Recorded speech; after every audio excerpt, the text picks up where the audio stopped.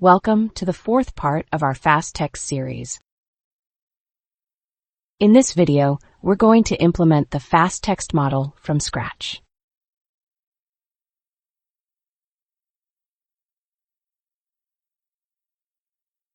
In the previous lecture, we discussed the overall architecture of FastText.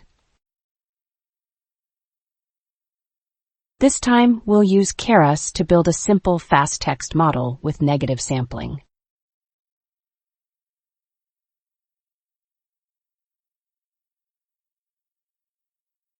Even though this implementation is simplified for educational purposes, it still contains most of the key ideas behind FastText. In particular, this implementation includes four important concepts. First, the character n-gram-based subword model. Second, the hashing trick. Third, negative sampling. And finally, out-of-vocabulary generalization. Our goal in this lecture is not just to run the code. More importantly, I want you to understand why each part of the code exists and what role it plays inside FastText. All right, let's begin. First, we define the getNgrams function, which decomposes a word into character n-grams. We also define the hash function. Since we already discussed these functions in the previous videos, I won't explain them again in detail here. Next, we define the getHashID function. This function converts the subwords of a given word into hash bucket indices. First, we call the getNgrams function to extract all subwords from the input word. Then we apply the hash function to each subword and use the modulo operation to compute the bucket index. Notice that index 0 is reserved for padding. Therefore, the actual subwords are mapped starting at index 1. This indices list contains the hash bucket indices corresponding to each subword. Next, we limit the number of bucket indices to max subwords. If the number of bucket indices is smaller than this value, we add padding zeros at the end. Otherwise, we truncate the extra bucket indices at the end. The reason for doing this is that neural networks can process data more efficiently when the input length is fixed. If every input has a different length, efficient batch computation becomes difficult. This is especially important for batch computations on GPUs. Although truncating the bucket indices may lose some information, we use this approach to improve computational efficiency.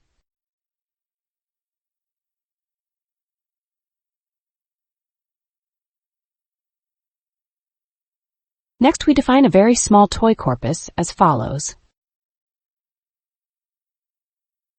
Then we set several hyperparameters. We set the minimum n-gram length to 3 and the maximum length to 6. The maximum number of subwords per word is set to 20. The hash bucket size is set to 50. If this value is small, memory efficiency improves, but hash collisions occur more frequently, whereas a larger value reduces collisions but increases memory usage. As we discussed earlier, the original FastText paper used a bucket size of 2 million. We also set the embedding dimension to 16 and the negative sampling parameter k to 2. K is the number of negative samples per positive sample. To make the implementation easier to understand, we keep the model small. Next, we preprocess the corpus. We create a tokenizer and convert all words into integer token IDs. When we call fitOnTexts, The tokenizer builds the vocabulary from the corpus. The word index attribute stores the vocabulary. Each word is assigned a unique token ID. The dictionary word2IDX maps words to token IDs. And IDX2word does the reverse mapping. Next, we use text to sequences to convert each sentence in the corpus into a sequence of token IDs. For example, in the first sentence, the word deep has token ID 6. And the word learning has token ID 1. Next, we count how often each word appears in the corpus. This is used for negative sampling. The purpose is to prevent very frequent words from being sampled too often, while still giving rare words a chance to participate in training. Word2Freq is a dictionary where the key is the word and the value is its frequency. IDX2Freq stores the same information using token IDs instead of words. The variable vocab size represents the total number of unique words plus one extra index for padding.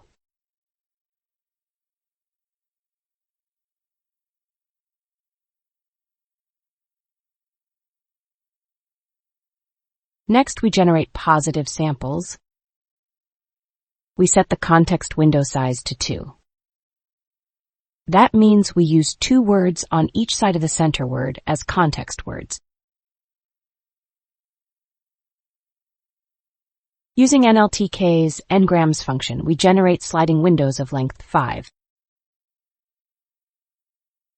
In this sequence, C is the center word or target word,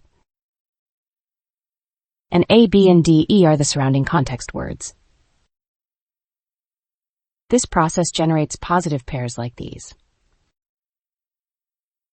Each pair is assigned the label 1. Next, we create the probability distribution used for negative sampling. We already discussed this in detail in the Word2Vec lectures, so I'll skip the detailed explanation here. Using this probability distribution, we generate negative samples. Since K is set to 2, we generate twice as many negative pairs as positive pairs. We first repeat each positive pair K times, and then replace the context word in each repeated pair with a randomly sampled noise word. This becomes the context word of the negative pair. The target word remains unchanged. Finally, we assign the label 0. At the end, we remove pairs where the target word and context word accidentally become identical. This gives us the final negative pairs. Next, we combine the positive and negative samples and shuffle them. Now, we will create the training dataset that will actually be fed into the model. Standard FastText decomposes only the target words into subwords, while it does not decompose context words. So we decompose each target word into subwords and convert them into hash bucket indices. The result looks like this. For example, the first target word is processing. The first row of this list contains the hash bucket indices for the word. The word processing is decomposed into more than max subwords. Since max subwords is set to 20, the extra subwords are truncated.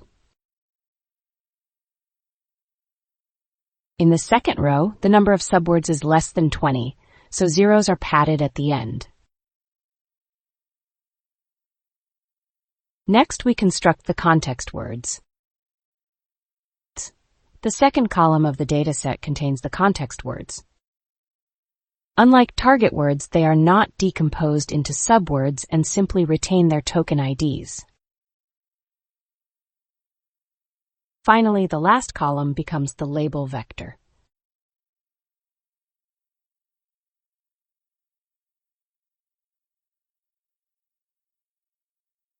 Now, let's build a FastText model based on the architecture shown in the figure on the right. First, we build the target branch. We start by creating the input layer. This layer receives the X-target array we created earlier. The first dimension of the input data is the batch size, and the second dimension is the maximum number of subwords. The batch size can vary, but keeping the number of subwords fixed makes matrix computation more efficient. Next, we create the embedding layer. This layer acts as the FastText hash table. It returns embedding vectors corresponding to the input subwords. We set the embedding dimension to 16. Notice that we enabled the mask 0 option here. This allows the next layer to ignore padding zeros. Next, we apply global average pooling 1D. This layer computes the average of the subword vectors produced by the embedding layer.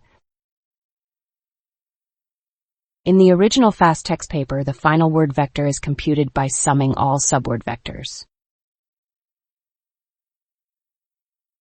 In this implementation, however, we use averaging instead of summation. The reason is that when we simply sum subword vectors, the overall scale of the resulting word vector can vary depending on the number of subwords.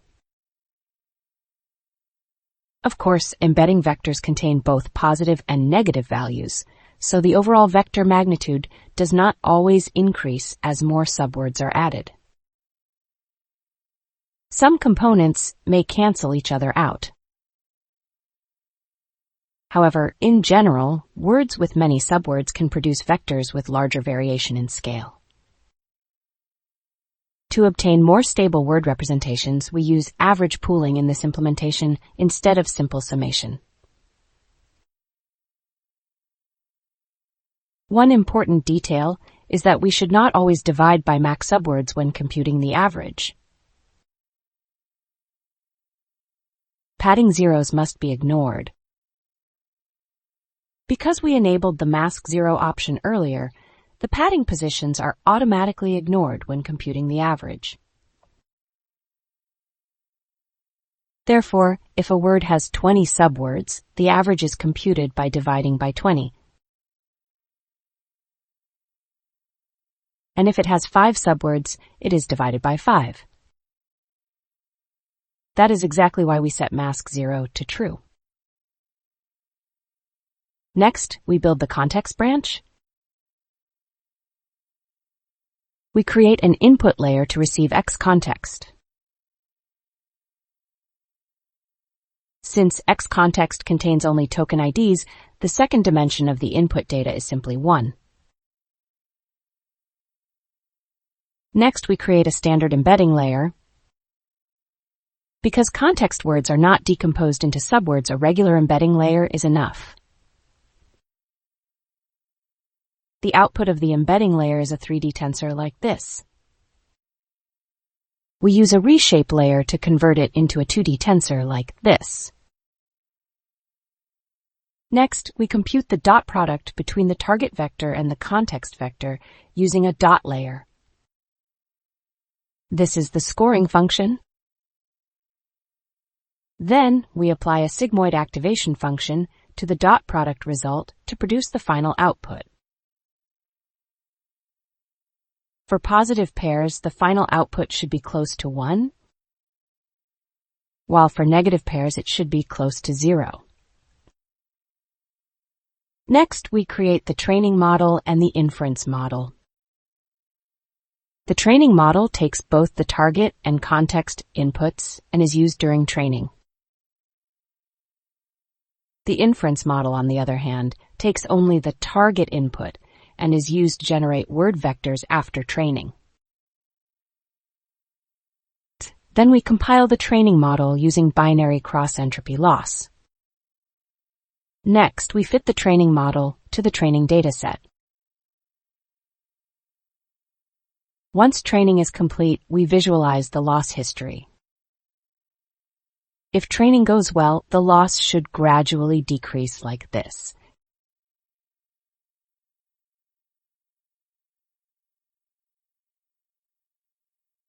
After training, we can use the inference model to generate embedding vectors for arbitrary words. The getWordVector function generates the embedding vector for a given word. The given word is decomposed into subwords, and a list of hash bucket indices is generated. When this list is fed into the inference model, the final word vector is produced. Next, let's see whether this model can generate meaningful vectors for OOV words. First, we generate the vector for the word learning. The resulting vector is as follows.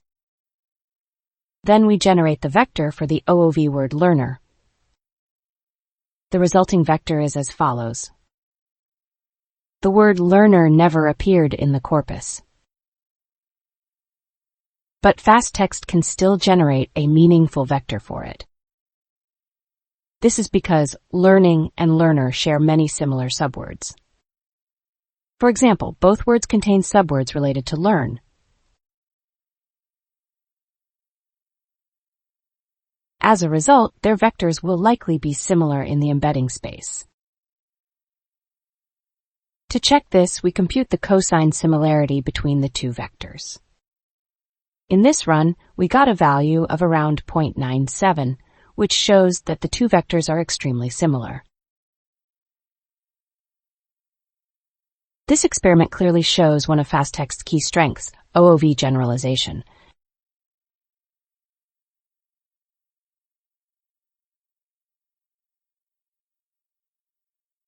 So far, we've implemented the FastText model from scratch using Keras. This wraps up our FastText series. Starting from the next lecture, we'll move on to Glove embeddings.